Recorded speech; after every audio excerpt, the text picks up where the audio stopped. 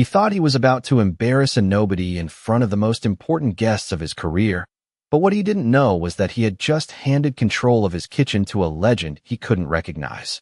Hello everyone. Before we begin today's story, I have a small favor to ask. Please hit subscribe and turn on the notification bell so you never miss our channel's new videos. It's quick, free, and the best way to support us in bringing you more dramatic stories. Your support means the world to us. Where are you watching from? Drop your city or country in the comments below. Thank you very much. The Sterling Room sat on the edge of downtown Chicago, its glass walls glowing under soft amber lights as luxury cars lined the street outside, engines humming low before fading into the night. Inside, polished marble floors reflected chandeliers that cost more than most people's yearly salary, and in the center of it all stood Chef Daniel Hayes, adjusting the cuffs of his pristine white jacket as if the entire evening existed for him alone. Tonight wasn't just another service. Tonight, a Michelin critic was rumored to be dining anonymously among the guests, and every plate that left his kitchen carried the weight of reputation, ego, and legacy. "I want perfection," he snapped, his voice cutting clean through the tension like a blade. Cooks nodded quickly, no one daring to meet his eyes for too long. Except one person who didn't look up at all. Clara Whitmore stood near the prep station, quietly slicing herbs with steady, practiced hands, her gray cardigan slightly dusted with flour. Her posture relaxed in a room that vibrated with stress. She had been working there for 3 weeks, and in that time, most of the staff had barely learned her name. To them, she was just background noise, someone who cleaned, prepped, and stayed invisible, exactly how Chef Hayes preferred it.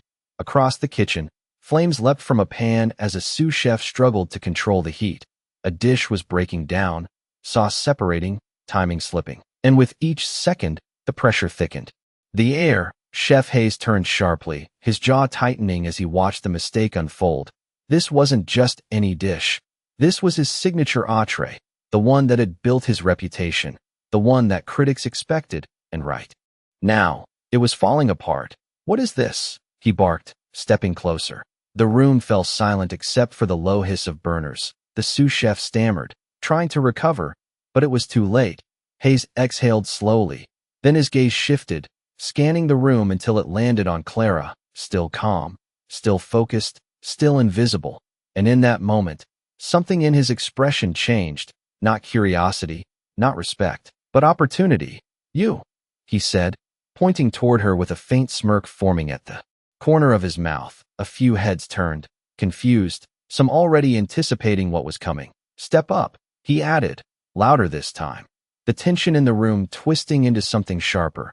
Almost expectant, Clara paused, just for a fraction of a second, then set her knife down with quiet precision, her eyes lifting for the first time, steady, unreadable, as if the chaos around her didn't exist at all. Chef Hayes folded his arms, leaning back slightly, enjoying the attention now shifting toward the unfolding moment. "Let's see what you've got," he said, his tone dripping with casual dismissal. "Or do you only know how to chop parsley?" A few soft chuckles echoed, quickly stifled, but not unnoticed. The kitchen lights flickered against steel surfaces, reflecting in Clara's eyes as she stepped forward, not rushed, not hesitant, just deliberate. And for a brief moment, something changed in the air, subtle, almost impossible to name, like the first shift before a storm, but no one could explain why. Not yet, because to them, she was still just a simple woman, and Chef Hayes was still in control, or at least, that's what he believed. The moment Clara stepped into the center of the kitchen, the rhythm changed, not loudly, not dramatically, but in a way that made the air feel tighter, more focused, like every second suddenly mattered more than before. Chef Hayes watched with folded arms, expecting hesitation, expecting uncertainty, expecting something he could dismiss. But Clara did not rush. She reached for a clean pan, tested its heat with a quiet, practiced motion, then moved with a precision that did not belong to someone inexperienced, her fingers steady as she adjusted the flame, her posture relaxed yet exact, and slowly, the subtle sounds of the kitchen began to shift. The sharp clatter of utensils softened, the hurried whispers faded. Even the sous chef who had ruined the dish found himself staring, unable to look away, because there was something unfamiliar in the way she worked, Not flashy, not exaggerated, but efficient in a way that suggested years, not weeks, of understanding. Clara glanced briefly at the ingredients laid out before her, as if mapping something invisible, then began, her movements fluid, controlled, every step intentional. She reduced the sauce with careful timing, layering flavors without overthinking, tasting once, adjusting once, never twice, as if she already knew the outcome before it happened. Chef Hayes narrowed his eyes slightly, the faint smirk still on his face, but it no longer carried the same confidence. One of the line cooks leaned closer to another, whispering under his breath, "She is not guessing." And that was when the first flicker of doubt entered the room. Clara plated the dish with quiet focus, not decorating, not showing off, just placing each element exactly where it belonged. And when she finished, she stepped back without a word. No announcement, no explanation, just a small nod toward the pass. As if the dish could speak for itself. Chef Hayes hesitated for a fraction of a second before stepping forward, his expression tightening as he looked down at the plate. It was familiar, yet something about it felt different, sharper, more refined, like a version of his own creation he had never quite reached. He said nothing, instead signaling for it to be served. And as the plate disappeared into the dining room, the kitchen remained suspended in a strange silence. No one returned to their tasks right away, as if everyone understood that something had shifted but could not yet explain what. Clara moved back toward her station, picking up her knife again as if nothing had happened, her hands returning to the quiet rhythm of preparation. But now, every glance in the room followed her, no longer dismissive, no longer careless. And across the kitchen, Chef Hayes stood still, watching, his confidence no longer absolute, because for the first time that night, he was not completely certain of what he had just set in motion. Out in the dining room, the low hum of conversation continued under warm lighting and polished glass. But at table 17, something had shifted. The man seated there, dressed in a tailored navy suit with a small, discreet lapel pin known only to a certain circle, paused. Mid-bite, his fork hovering in the air as his expression changed, not dramatically, not in a way that would draw immediate attention, but enough that his guest leaned forward slightly, curious. "Is something wrong?" she asked softly, but he did not answer right away. Instead, he took another bite, slower this time, more deliberate, as if confirming something he did not expect to find, his eyes narrowing just slightly, then widening in recognition, and for a brief moment, the noise of the restaurant seemed to fade around him. Back in the kitchen, the silence lingered, stretched thin between anticipation and disbelief. One of the servers re-entered through the swinging doors, her steps quicker than usual, her eyes scanning the room until they landed on Chef Hayes. "Table 17 is asking about the dish," she said, her voice careful, measured, and that was when a faint smile returned to Hayes's face, controlled, confident, as if the moment had realigned itself in his favor. "Of course they are," he replied, smoothing the front of his jacket as he prepared to step out. But before he could move, the server added, "They want to know who cooked it." And that was when the room shifted again, not loudly, but unmistakably. Chef Hayes stopped mid-motion, his hand still at his cuff, his expression tightening just slightly. "Tell them it is my kitchen," he said after a beat, his tone firm, rehearsed. But the server hesitated, just for a second. He asked specifically, she added quietly, "He said he has tasted something like this before." The words hung in the air, and for the first time, the certainty in Hayes's posture faltered, not visibly enough for everyone to notice, but enough for those closest to him to feel it. Across the room, Clara continued her quiet work, her knife moving in steady rhythm, as if none of this concerned her. But the glances toward her had changed now, no longer curious, no longer dismissive, but searching, trying to connect something they could not yet name. Chef Hayes exhaled slowly, regaining his composure, then nodded toward the server.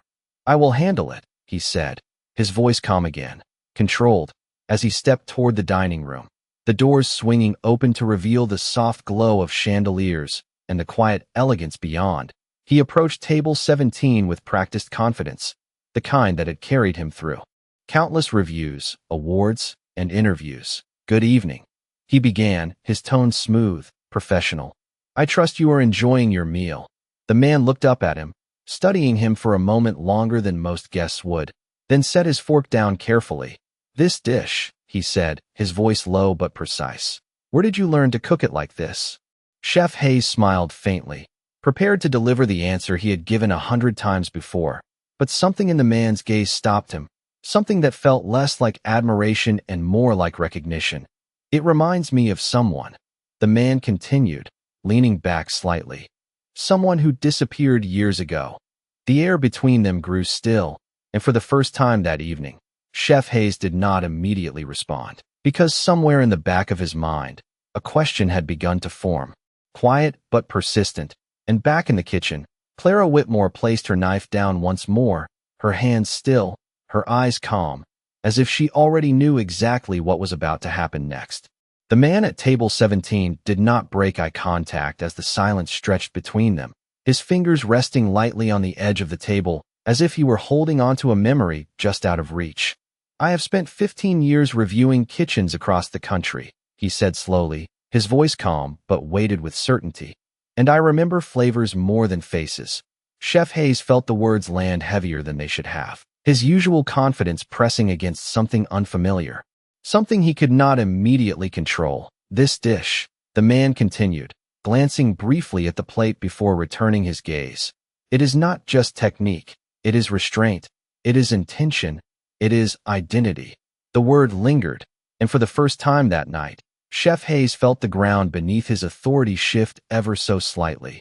"We take great pride in our consistency," Hayes replied, his tone measured, practiced. But even as he spoke, the answer sounded thinner than it should have. The man gave a small, knowing nod, not convinced, not dismissive, just certain in a way that did not require argument. "Then bring me the person who cooked it," he said quietly, "because I do not believe I am speaking to them." The table fell still, the soft clinking of glassware from nearby tables suddenly distant, irrelevant. Chef Hayes held his smile for a second longer, then another, before it finally faded, not dramatically, but enough to reveal the tension beneath. "Of course," he said, his voice steady but lower now. And as he turned away, something had changed in the way he moved, less performative, more deliberate. Back in the kitchen, the atmosphere had not recovered. The staff lingered in a quiet state of anticipation, every glance drifting toward Clara, as if she had become the center of a question no one dared to ask out loud. She stood where she had been, calm, composed, her presence no longer invisible. When the doors swung open and Chef Hayes stepped back inside, the entire room seemed to hold its breath. He did not raise his voice this time, did not command attention the way he usually did. Instead, he walked directly toward her, stopping just a few feet away, studying her as if seeing her clearly for the first time. "They are asking for you," he said, the words controlled, but lacking the edge they once carried. Clara looked up at him, her expression unchanged, neither surprised nor impressed, just steady, as if this moment had always been inevitable. A few of the staff exchanged quick glances, the weight of the situation settling deeper into the room. Chef Hayes hesitated for a fraction of a second, then added, "Table 17, and that was when one of the younger cooks quietly inhaled. Recognizing what that table represented, Clara wiped her hands on a clean cloth, her movements unhurried, precise, then stepped forward, not seeking attention, not avoiding it, simply moving with quiet certainty. The path between the prep station and the kitchen doors felt different now, heavier, charged with something unspoken. As she passed, conversation stopped completely. Even the low hum of equipment seemed to fade, and when she reached the doors, she paused just long enough to rest her hand against the polished surface, her reflection faintly visible in the steel. Calm, composed, unchanged, behind her, Chef Hayes remained still, watching, no longer the unquestioned center of the room, but a man waiting for something he could not predict. Clara pushed the doors open and stepped into the dining room, the soft glow of chandeliers catching the edges of her simple cardigan as she moved toward table 17. The man looked up the moment she approached, and in that instant, his expression shifted, not to surprise, not to confusion, but to recognition so immediate it needed no confirmation. He stood slowly, his chair sliding back with a quiet sound against the floor, and for a brief second, The entire room seemed to pause with him. "It is you," he said, almost under his breath, and the silence that followed was no longer uncertain, it was absolute. The words did not echo, they did not need to, because the recognition in his voice carried further than any raised tone ever could. And in that moment, every conversation in the dining room dissolved into a quiet, suspended stillness. Clara met his gaze without urgency, without surprise, as if she had already accepted that this moment would eventually arrive. The man took a slow breath, his composure momentarily slipping into something more human, more personal. "Clara Whitmore," he said, this time clearly, no longer a question but a statement that landed with undeniable weight. A few nearby guests turned, sensing the shift, sensing that something uncommon was unfolding. Clara inclined her head slightly, a simple acknowledgement, nothing more, nothing less, and yet it confirmed everything. The man let out a quiet, almost incredulous laugh under his breath, shaking his head once as if correcting his own disbelief. "You disappeared," he continued, his voice lower now, but steady. 5 years ago, every serious kitchen in the country was talking about you. 3 Michelin stars, back to back, and then, nothing. The words spread through the room like a ripple, subtle but powerful, and even those who did not fully understand the significance could feel the gravity behind them. Across the room, Chef Hayes stood near the kitchen entrance, his posture rigid, his expression carefully controlled, but his eyes fixed entirely on Clara. The certainty he had carried all night now, replaced with something quieter, something uncertain. The man gestured gently toward the empty chair at his table, an invitation rather than a command. But Clara did not sit. She remained standing, composed, her hands relaxed at her sides. "I stepped away," she said simply, her voice calm, even, carrying just enough to be heard without demanding attention. The simplicity of her answer seemed to deepen the silence rather than break it. The man studied her for a moment longer, then nodded slowly, understanding more from what was not said than from what was, and yet, he added, glancing down at the plate before him, This is not fated." Clara's gaze followed his briefly, then returned to him, steady, grounded. "Some things do not," she replied, and the quiet certainty in her words settled over the table like a final piece falling into place. Behind her, the dining room remained still. Waitstaff paused mid-step. Guests leaned ever so slightly closer, drawn into a moment they had not expected to witness. Chef Hayes took a step forward. Without realizing it, his attention completely consumed now, the distance between what he believed and what was unfolding narrowing with every second. The man straightened slightly, his professional composure returning, but now layered with unmistakable respect. "Do you know who I am?" he asked, not with arrogance, but with intention. Clara met his eyes without hesitation. "Yes," she said, her tone unchanged. And for a brief moment, a faint smile touched the corner of his lips, not from pride, but from recognition of her awareness. "Then you understand what this means," he continued, gesturing subtly toward the room, toward the kitchen beyond, toward everything that had been set into motion. Clara paused, just long enough for the silence to deepen again, then answered, "It means nothing changes unless people choose to see differently."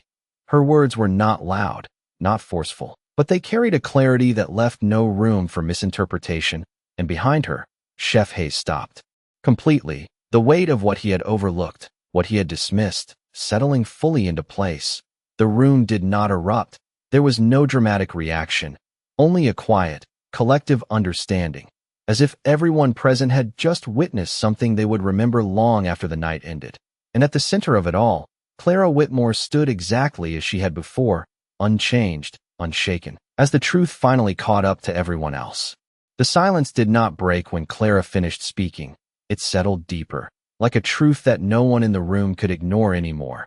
And for a few long seconds, even the soft background music seemed to fade into something distant and unimportant. The man at table 17 studied her with a quiet intensity, then slowly nodded, not as a critic, but as someone acknowledging something rare. "You did not lose it," he said, almost to himself, as if confirming a theory he had carried for years. Clara did not respond immediately, her eyes calm, grounded, as though validation had never been the reason she stood there.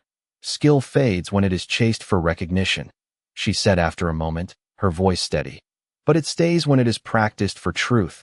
The words landed softly, yet they carried more weight than any applause could have. Behind her, a subtle shift rippled through the dining room. Not noise, not excitement, but awareness, a collective realization that something genuine had just been revealed.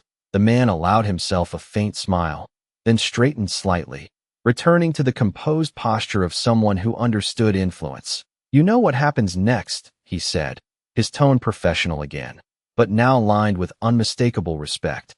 "This review will reach places that have not spoken your name in years."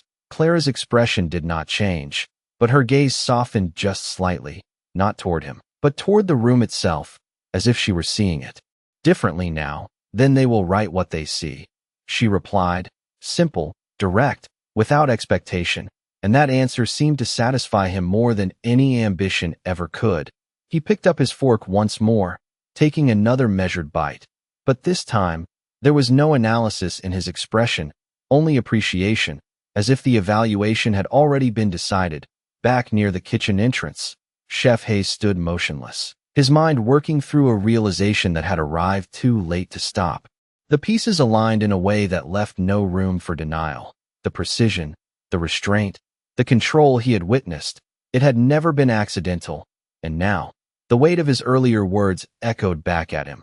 Sharper than before, he took a slow step forward, then another, until he stood just behind Clara, close enough to hear every word that followed, but not close enough to interrupt. The distance between them now felt different, no longer defined by hierarchy, but by understanding. "I did not." "No," he said finally, his voice lower than it had been all night. Stripped of performance, stripped of authority, Clara turned her head slightly, just enough to acknowledge him without fully shifting her stance. "No," she said quietly, not as an accusation, not as forgiveness, simply as truth. And in that single word, everything he had overlooked became clear. The room did not react. There was no dramatic shift, only a quiet settling, as if everyone present understood that something far more important than a single meal had taken place. Chef Hayes exhaled slowly, the tension leaving his shoulders as something else replaced it. Not defeat, but clarity. He looked at the plate, then at Clara, then back toward the kitchen that had always felt like his domain. And for the first time, it did not feel the same, not smaller, not diminished, but changed, reshaped by a perspective he had not considered before. Clara turned back toward the table, her presence steady, unchanged, as if none of this had altered who she was, because for her, it had not. She had not stepped forward to prove anything, had not spoken to correct anyone. She had simply done what she had always done, and now, the world around her was the thing that had shifted, not her. And as the man at table 17 placed his fork down once more, a quiet certainty settled across the room, the kind that did not need announcement, because everyone felt it at the same time, and no one needed to say a word for it to be understood. The moment did not end when the conversation faded. It lingered, stretching quietly into every corner of the restaurant, reshaping the energy in a way no one could reverse, and slowly, almost cautiously, the room began to breathe again.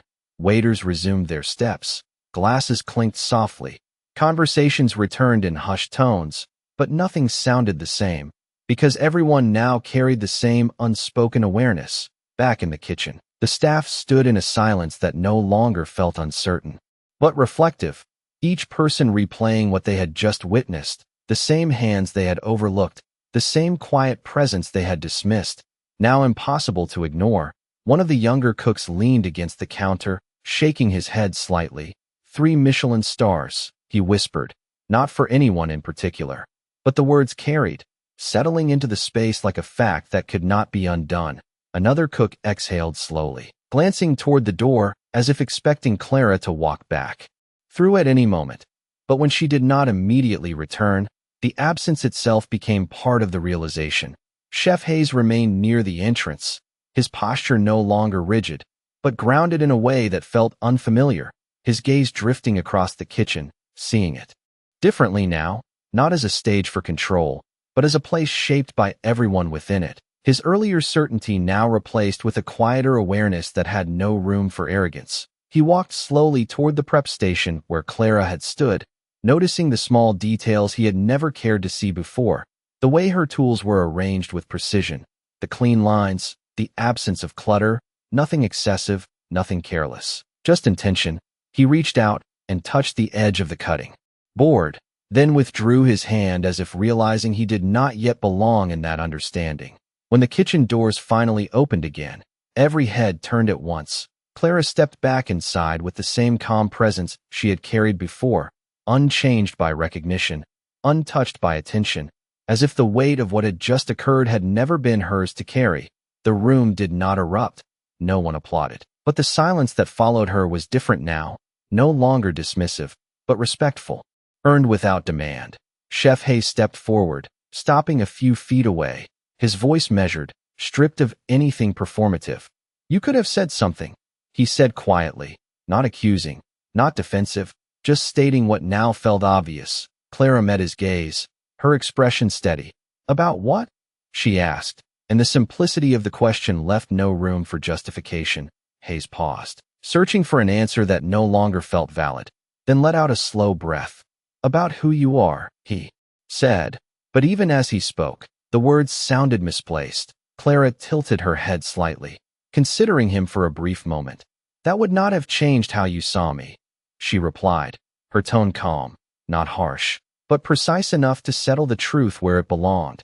And in that instant, Hayes understood, not just the moment, but everything that had led to it, the assumptions, the judgments, the quiet decisions made without thought. All of it reflected back at him with clarity he could not ignore. The staff remained still, listening without appearing to, absorbing each word, each pause, each shift. Clara stepped past him, returning to her station as if the evening still held work to be done. Picking up her knife once more, her movements steady, familiar, unchanged, and as the sound of her blade against the cutting board resumed, it carried a different weight, not louder, not sharper, but undeniable, the kind of presence that did not need attention to be recognized. Chef Hayes turned slightly, watching her for a moment longer before nodding once, not to her, but to himself, as if accepting something he had only just begun to understand. And around them, the kitchen slowly returned to motion, but no one moved quite the same way again, because something fundamental had shifted, not in the space, but in the way they chose to see it. The service did not slow down, it sharpened, as if every movement in the kitchen had found a new level of purpose, and the rhythm that returned was no longer driven by pressure alone, but by awareness. Cooks adjusted their stations with quieter focus, voices dropped, unnecessary noise disappeared, and in the center of it all, Clara continued working as she always had, her hands steady, her attention grounded in the simple act of preparation, not performance, not recognition, just the work itself. Chef Hayes moved differently now, no longer scanning for mistakes with impatience, but observing with intention, his eyes catching details he would have dismissed hours earlier, the balance of a sauce, the timing of a garnish, the quiet discipline that separated routine from mastery. And each time his gaze passed over Clara, there was no longer judgment in it, only understanding that he had been standing beside something extraordinary without seeing it. Another order came in, then another, the kitchen responding with precision. But now there was a subtle shift. When a dish required adjustment, no one rushed blindly. They paused, considered, corrected, as if her presence had recalibrated the standard without a word being spoken. One of the sous chefs approached Clara hesitantly, holding a pan slightly too long over the flame. "Is this reducing too fast?" he asked, his voice careful, respectful. Clara glanced at it briefly, then reached forward, lowering the heat just a fraction. "Let it breathe," she said quietly, and the simplicity of her guidance carried more clarity than a full explanation ever could. He nodded immediately, adjusting his stance, absorbing not just the instruction, but the way it was given. Across the kitchen, Chef Hayes watched the exchange, his expression thoughtful. Then he stepped closer, not to interrupt, but to observe. Something he had rarely done without asserting control. "You let them figure it out," he said after a moment, his tone more curious than critical. Clara did not look up from her work. "They already know more than they think," she replied. And again, the words settled into the space with quiet precision. Hayes exhaled slowly, recognizing something in that approach he had overlooked for years, not authority, but trust, not control, but understanding. The kitchen continued moving, but now each action carried intention, each decision grounded rather than rushed, and slowly, the environment began to reflect something deeper than efficiency. It reflected respect, not demanded, not enforced, but earned through presence alone. Out in the dining room, Table 17 remained undisturbed, the man finishing his meal with a composed satisfaction that needed no display, his notes written with deliberate care, each word chosen, not to impress, but to record something rare, the kind of experience that could not be recreated through ambition alone. When he finally set his pen down, he glanced once more toward the kitchen doors, a faint acknowledgement passing through his expression, as if he understood that what he had witnessed was not just skill, but truth. Back inside, Clara placed the final garnish on a plate, then stepped back, her eyes scanning it briefly before giving a small nod. The dish moved to the pass, seamless, complete, and as it left her hands, there was no attachment, no anticipation, just the quiet certainty that it was done as it should be. Chef Hayes stood beside her now, not above, not ahead, but beside, his voice lower than it had ever been that night. "I built this place to be the best," he said, almost to himself. Clara wiped her hands calmly, then replied without looking at him, "Then it should be built on what is true, not what is loud." He absorbed the words slowly, nodding once, not in agreement alone, but in acceptance, and for the first time since the night began, the pressure that had defined everything seemed to dissolve, replaced by something steadier, something real. The kitchen did not erupt. There was no grand declaration, only a quiet alignment that everyone could feel, and in that stillness between movements, between sounds, between expectations, the entire space seemed to understand one thing clearly. Mastery had never needed to announce itself. It had only needed to be seen. The final orders of the night moved through the kitchen with a quiet precision that no longer needed to be enforced, only understood. And as the last plates left the pass, a stillness settled in, not from exhaustion, but from completion, the kind that comes when something has been done the right way, not the loud way. Chef Hayes stood at the center of the kitchen, looking around at the space he had spent years shaping, and for the first time, he saw it clearly, not as a reflection of his reputation, but as a place that held something greater than his name alone. The staff began cleaning down their stations, movements slower now, more thoughtful, as if each person was holding on to the awareness that had changed them. Across the room, Clara removed her apron, folding it neatly before placing it on the counter, her actions as calm and deliberate as everything she had done that night. No sense of triumph, no need for acknowledgement, just the quiet closure of someone who had completed what she came to do. Chef Hayes approached her, stopping at a respectful distance, his voice steady, but different from the man he had been hours earlier. "If you stayed," he began, then paused, choosing his words more carefully than ever before, "this place would become something else entirely." Clara looked at him, not with resistance, not with agreement, but with clarity. "It already can," she replied, her tone even, grounded in something he was only beginning to understand. Hayes nodded slowly, absorbing the truth in that, realizing that change did not come from adding more, but from seeing what was already there, from choosing differently, from leading differently. The kitchen lights reflected softly across the stainless steel surfaces as the last sounds of cleaning faded, and for a moment, the entire space felt suspended between what it had been and what it could become. Clara reached for her coat, slipping it on with the same quiet ease she had carried throughout the night, and without ceremony, without announcement, she began to walk toward the exit. A few members of the staff glanced up, not to stop her, not to question, but simply to acknowledge the respect now present in their silence, more meaningful than anything spoken aloud. Chef Hayes watched her go, not with regret, but with understanding, as if he knew that what she had given to this place was not something that required her to remain. It had already taken root. Just before she reached the door, she paused briefly, her hand resting on the handle. Then, without turning, she said, "People always show you who they are. The question is whether you are willing to see it."